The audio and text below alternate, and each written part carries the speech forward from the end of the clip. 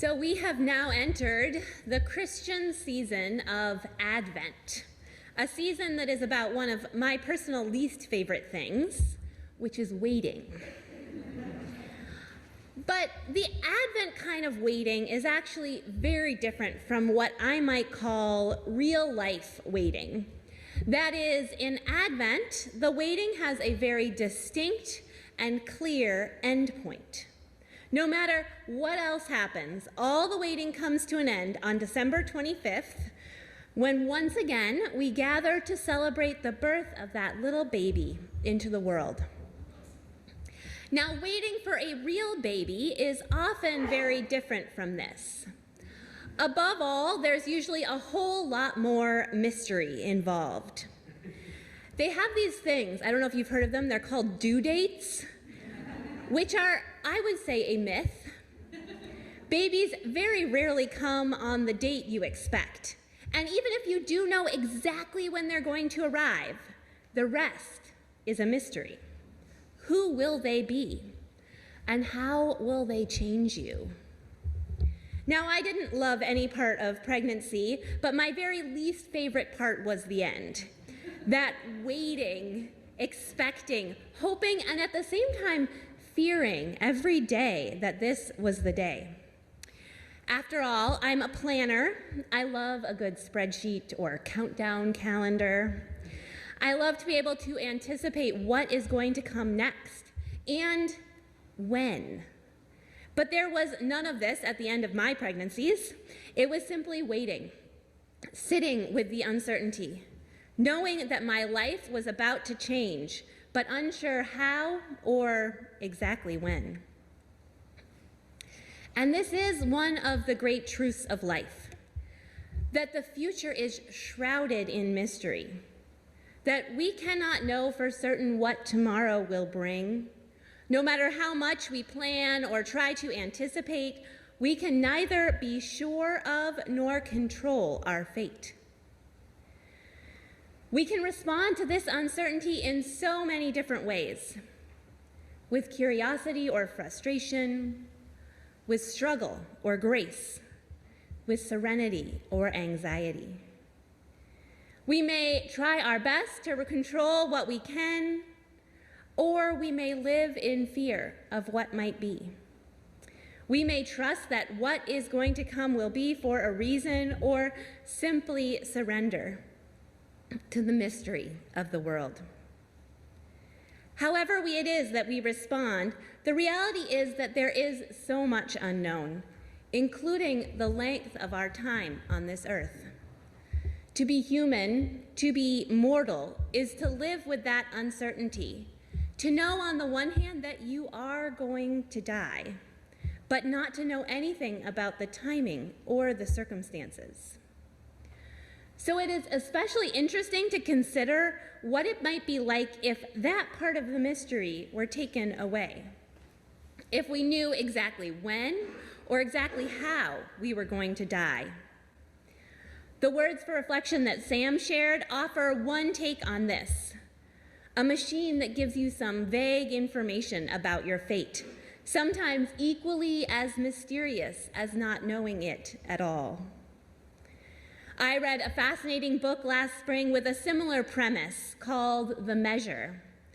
This novel, written by Nikki Ehrlich, begins with every person over the age of 22 receiving a box on their doorstep.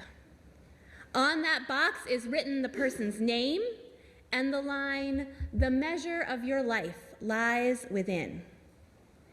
And inside each box, should you choose to open it, there is a string of a particular length. The length of that string, as the characters of the book discover, corresponds to the relative length of your life. As the book goes on, the calculations about what the strings mean become more and more accurate, until you might know with certainty down to the very week when your time on earth will come to an end. Nikki Ehrlich wrote this book in response to her own curiosity and anxiety about the mystery of our fate. In an interview, she shared, I am someone who has always struggled with how life is so unpredictable and can feel so random. I think we all know that life and fate doesn't treat everyone equally, and we don't really know why that is. So there is this sense, for me at least, that I don't know how much control I actually have in my life, and that can produce a lot of anxiety and a lot of uncertainty. I know I can relate deeply to Ehrlich's feelings. So the whole book is an exploration of fate and control, and how the existence of these strings affects individuals and the larger society. It starts, of course, with the question of whether or not you should open the box. Not everyone wants the mystery to be revealed. The consequences of knowing are sometimes worse than the uncertainty. So some people choose not to open the box at all, voluntarily choosing to keep their fate a secret. And others end up finding out unwillingly because of a job requirement or a family member taking things into their own hands. As I heard all the characters naming their reasons for opening or not opening the box, I couldn't help but wonder, what would I do with that information? I love the idea of being able to predict the future, but I don't know that I would love the reality of it. And if you do choose to find out, what do you even do with it? How does it change your life if you know exactly how long it will last? With the characters in Sam's reading, the impact of knowing something about one's death impacted people in confusing ways. It said people became at once less fearful and more afraid. The same could be said of the characters in the measure. Just as they made different choices about opening their boxes, the knowledge had very different impacts on different characters. Some people with those short strings became more reckless, figuring that their life was going to come to an end anyway. Others became more intentional, shifting their lives to focus on the things that were most important with the limited time that they had. Those with long strings got comfortable sometimes too much so, not realizing that the length of their string had nothing to do with an absence of pain or suffering in their lives. But overall, perhaps the most unexpected part of the story was that knowing the length of one's life did not actually eliminate the mystery. There was still plenty that remained unknown, too soon to tell. There was also still plenty that each person got to choose about their life, including how to make meaning from whatever length of string they had been given. Now, of course, we don't have any of this knowledge to push us into meaning-making, to contemplating our fate. We don't have a machine that spits out cryptic predictions of the manner of our death. We don't have strings in boxes to give us a sense of how much time we have left. We have only the certainty that our lives will come to an end, that our time is measured in some number of days, weeks, months, or years. And between now and then, there is a whole lot of mystery. So how do we live with that mystery, with the unpredictability of our fate? When so much of life is too soon to tell, how do we keep ourselves from getting lost in the anxiety and uncertainty of it all?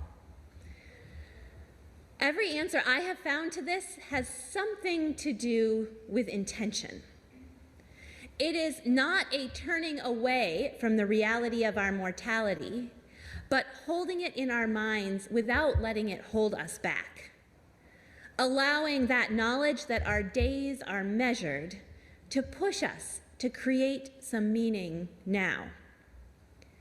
In speaking about the ultimate message she hoped people would take away from her book, Nikki Erlich said, "I do hope that there is an overarching message that we can all measure our lives in our own way, finding fulfillment and meaning and happiness in the way that feels right to us. Living life to the fullest means something different to each character in this novel, the same way it does to each one of us. Despite the differences that may exist between us, and despite the amount of time we've each been given, everyone's life," she says, "has equal impact, value, and purpose." That's where I thought she started to sound like a Unitarian Universalist. Susan Werner, of course, put it more succinctly for us. "May I suggest," she says, "may I suggest to you, may I suggest this is the best part of your life." There is a lot about our fate that we cannot choose. Our world is staggeringly unpredictable at times, but we can choose how we respond to the mystery of life, how we live knowing with certainty only that we do not know what will come next. Now, it may not surprise you that Nikki Erlich has been asked many times about what she would do with her box if it arrived on her doorstep. Would she open it? Though she leaves room to change her mind, her answer at this moment is no. She wouldn't want to find out the length of that string inside. But nor would she want to hide or destroy the box to try to forget that it existed. Instead, she would keep it somewhere as a reminder to live with intention, to avoid getting mired in the uncertainty and anxiety of it all, and to live her life, the life she has, as best she can. As Elizabeth Lesser writes, "I accept that life is uncertain, that the goal is not to become more certain about anything, but to relax more into the mystery of not knowing what will come next.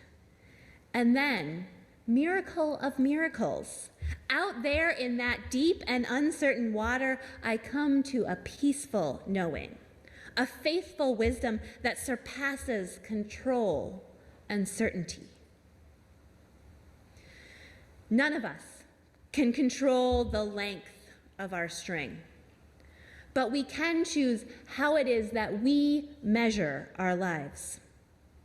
May each of us find that faithful wisdom to live with peace and intention in the midst of the anxiety and unpredictability and mystery of our world.